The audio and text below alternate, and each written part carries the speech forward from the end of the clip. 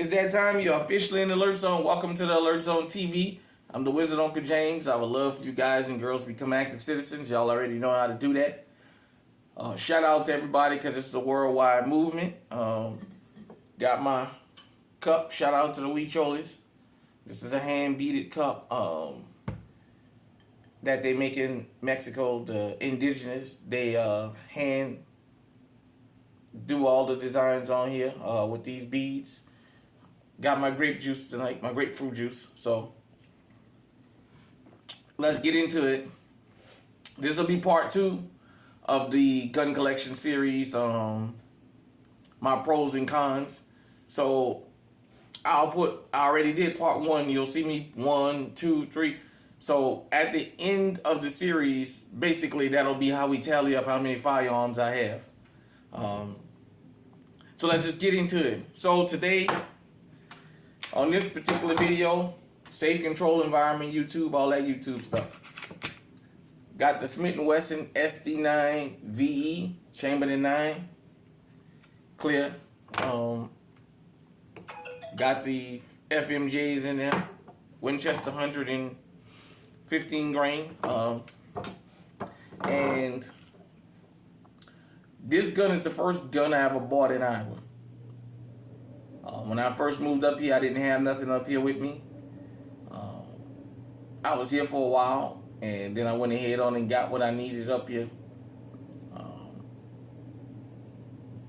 I got it from a gun show, brand new, for $300. I got this back in 2014, I believe it is.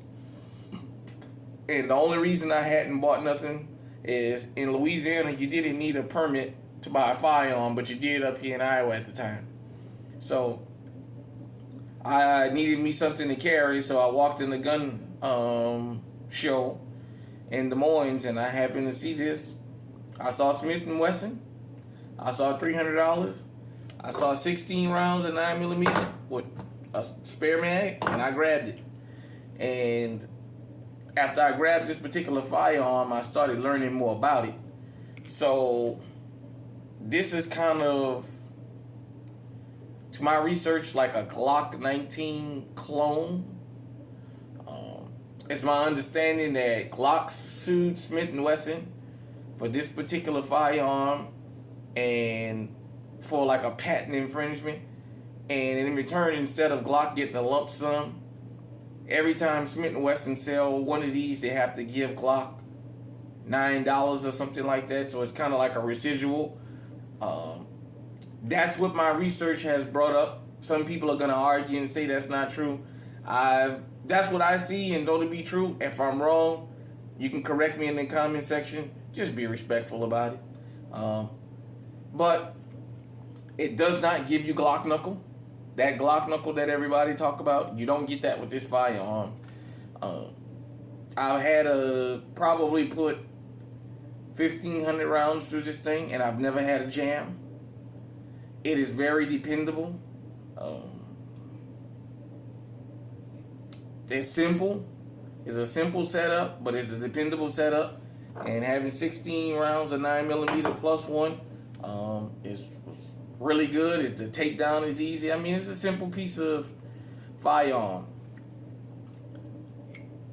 The con I have to this gun is very snappy. You guys know I had an accident some years back, and I'm still, even after all this time, doing certain exercises to keep the arm up.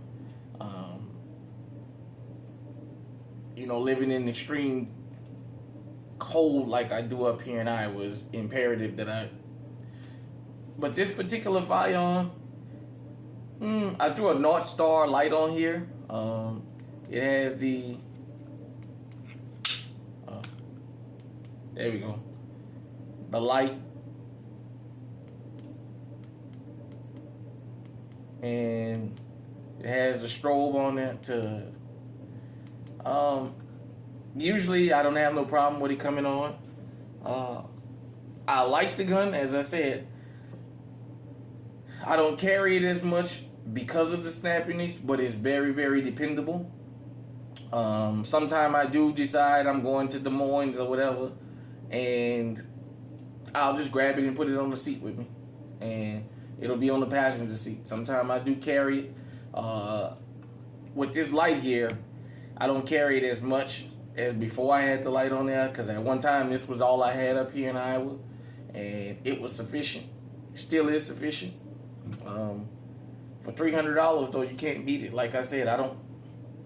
Now, if I was a customizing guy, another downside to this firearm is the upgrades on it cost a little bit.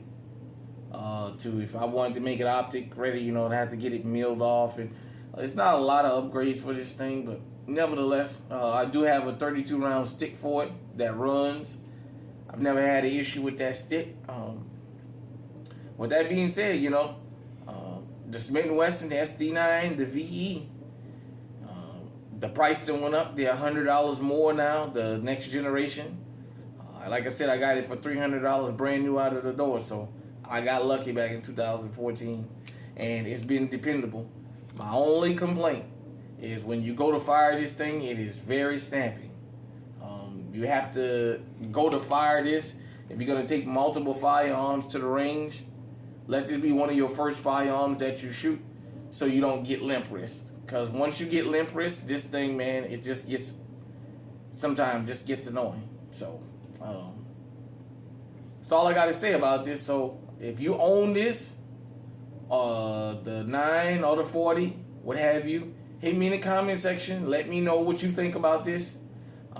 If you don't own one, you can still hit me in the comment section. But yeah, that is the pros and cons to the Smith & Wesson SD9VE chambered in 9mm.